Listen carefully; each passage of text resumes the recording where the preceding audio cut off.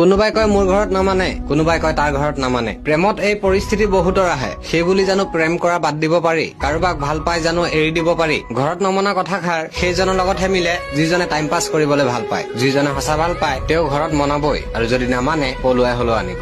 গতিকে এই ঘৰত নমনা কথাষাৰ মই বাহানা বনোৱা বুলি ভাবো, কাৰোবাক এৰিবলৈ সুযোগ লোৱা বুলি ভাবো। কোনে ঘৰত সুধি প্ৰেম কৰে? ঘৰৰ কথা মানি কোনে প্ৰেম কৰে? যদি জানিছিলাই ঘৰত নামানে তেওঁৰ লগত প্ৰেম কিয় কৰিছিলা? যদি জানিছিলাই ঘৰত নামানে তেওঁৰ লগত একেলগে কিয় ঘূৰিছিলা? যদি জানিছিলাই ঘৰত নামানে তেওঁক নিজৰ মতে কিয় ব্যৱহাৰ কৰিছিলা? কাৰোবাক প্ৰেম কৰিবলৈ ঘৰত মানিব নালাগে, তাইক বিয়া পাতিবলৈহে ঘৰত মানিব লাগে। ছোৱালীজনীৰ লগত শাৰীৰিক সম্পৰ্ক কৰিবলৈ ঘৰত মানিব নালাগে, কিন্তু তাইক সেইখন ঘৰৰ বোৱাৰী কৰি আনিবলৈ ঘৰত মানিব লাগে। মনত ৰাখিবা, যিজনে সঁচা ভাল পায় তেওঁ বাহানা নিবিচাৰে, কোনো অপচন নিবিচাৰে। তেওঁ কেৱল ভাল পাব জানে, তেওঁৰ প্ৰিয়জনৰ লগত একেলগে চিৰজীৱন থাকিব বিচাৰে। আৰু কোনে কোনে নিজৰ প্ৰিয়জনৰ লগত থাকিব বিচাৰা ভিডিঅ'টোত এটা লাইক কৰি কমেন্ট কৰি থৈ যাবা, আৰু ভিডিঅ'টো প্ৰিয়জনলৈ শ্বেয়াৰ কৰি দিবা। ধন্যবাদ।